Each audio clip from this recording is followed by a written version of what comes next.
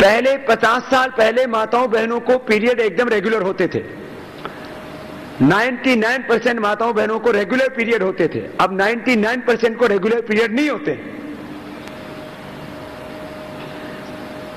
पहले माताएं बहनें स्तनपान करवाती थी और एक गैप मेंटेन रहता था, हर संतानों के बीच में 3 से 5 साल का गैप रहता था, वो नेचुरली होता था।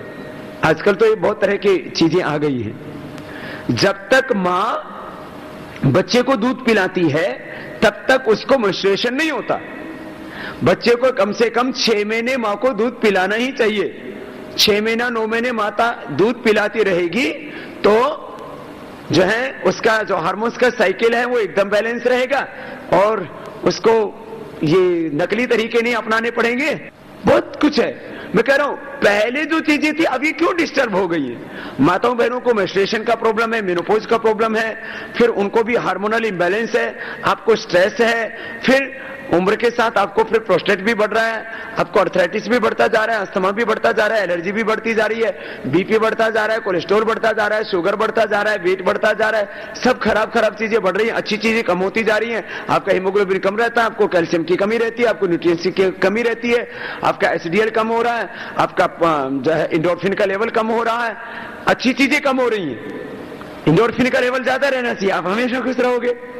एचडीएल का लेवल ज्यादा होना चाहिए तो आपका हार्ट 100 ईयर्स नहीं 400 साल तक हार्ट चल सकता है। जो बॉडी का स्ट्रक्चर बनाया भगवान ने, यदि ये ठीक चलता रहे तो बॉडी के सेल्स का उम्र 400 साल है। और कुछ जो जैसे बोन्स आदि है ये तो 7 जो है, एक जगह मैंने जो है एक प्रोग्राम देख रहा था तो उसका कार्बन टेस्ट किया तो 7000 साल पुरानी आदमी की खोपड़ी मिली। इसका मतलब बोन सेल्स हमारे हजारों साल तक रह सकते हैं। अभी थोड़ी दिन पहले जयपुर में एक मम्मी का ऑपरेशन किया गया, इसको थोड़ा ठीक ठाक किया गया तो पता लगा वो भी हजारों साल पुरानी है, हजारों साल पुरानी। हम कुछ चीजों को जैसे स्किन को हम प्रोटेक्ट नहीं कर सकते ज्यादा दिनों तक, बोन्स को ज्यादा प्रोटेक्ट कर सकते हैं। जिंदे रहते हुए स्किन चेंज होती रहती है। जो चीजें जल्दी जल्दी चेंज होती है, जैसे हीमोग्लोबिन 120 दिन में चेंज होता है, जैसे प्लेटलेट्स करीब 1 वीक में चेंज हो जाते हैं, जैसे WBC 24 घंटे में चेंज हो जाते हैं, जैसे स्किन सेल्स ये भी एक साइकिल है इनका। उस जो है पूरा का पूरा चेंज होने में तो बहुत वक्त लगता है, लेकिन ये भी धीरे धीरे चेंज होते रहते हैं। जल्दी ये स्किन सेल चेंज होने लगते हैं तो उसी को तो सोरेसिस बोलते हैं।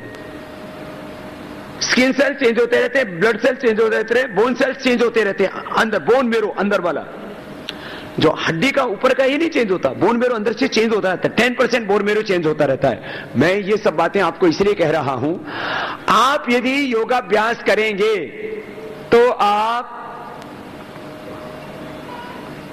प्रयत्न करें, थोड़ा और ज्यादा एडवांस स्टेज में चले जाएं तो आप 400 साल जी सकते हैं।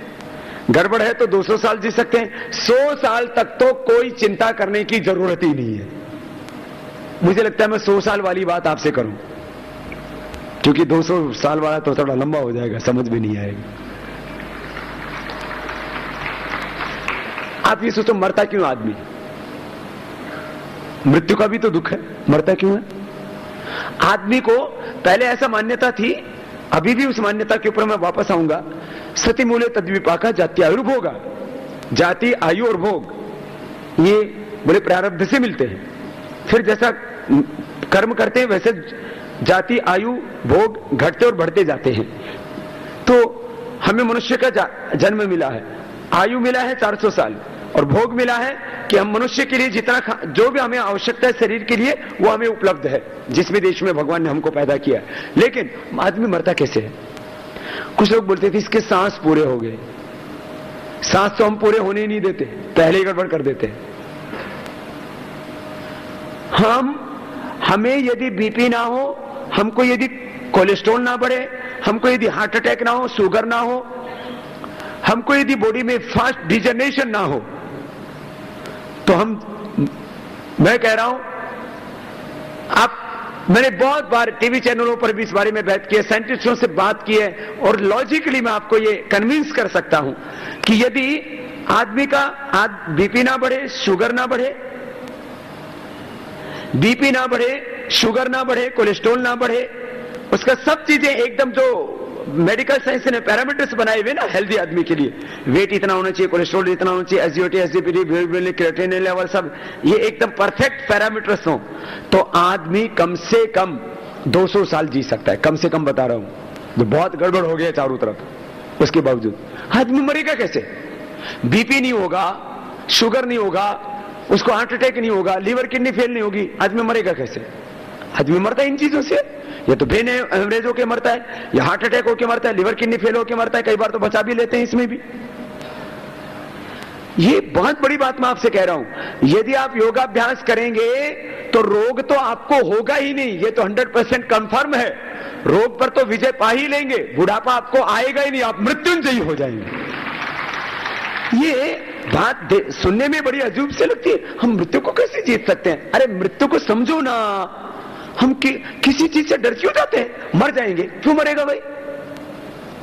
मरेगा कब?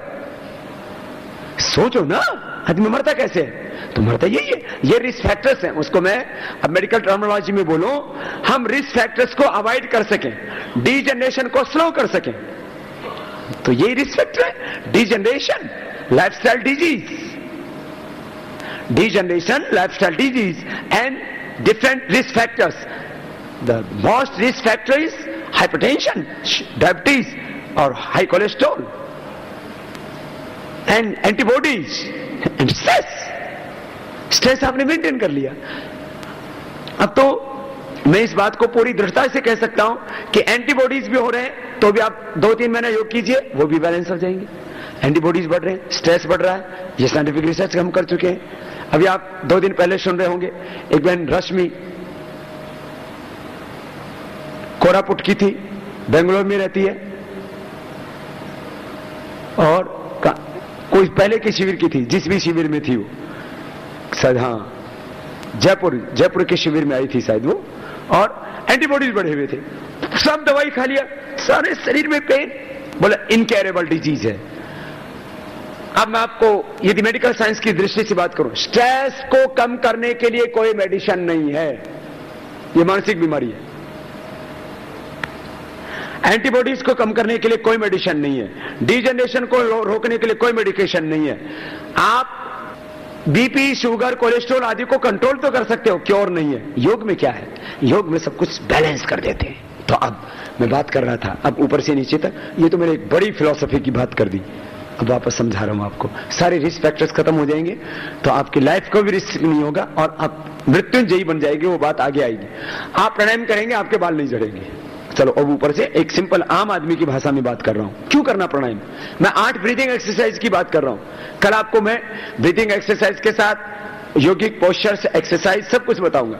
हम लोग लगे रहते हैं, मैंने देखा अभी भी मैं आ रहा था, बहुत से लोग चल रहे हैं, पसीना आ रहा है, लेकिन बीपी तो ठीक नहीं हुआ, मोटापा कम नहीं हुआ, वही मोटा पेट है। घूम रहा है, रोज 1 घंटा घूमता है, 1 घंटा घूमने से उसको आउटपुट क्या मिला? मोटापा वैसा ही है, बाल भी झड़ रहे हैं, आंखों पर चश्मा भी है, बीपी भी है, शुगर भी है, अर्थराइटिस भी कम नहीं हो रहा है। तो घूमने का फायदा क्या हुआ? घूमने से खाना हजम हो गया, और दूसरे बड़ा खाना खा लिया, बस थोड़ा कैलोरी बर्न हो गया।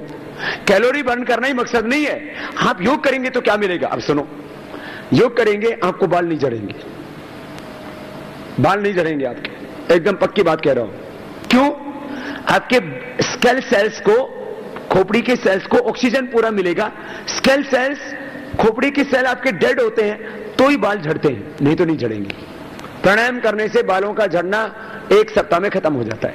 चलो नेक्स्ट, आंखों का चश्मा उतर जाता है।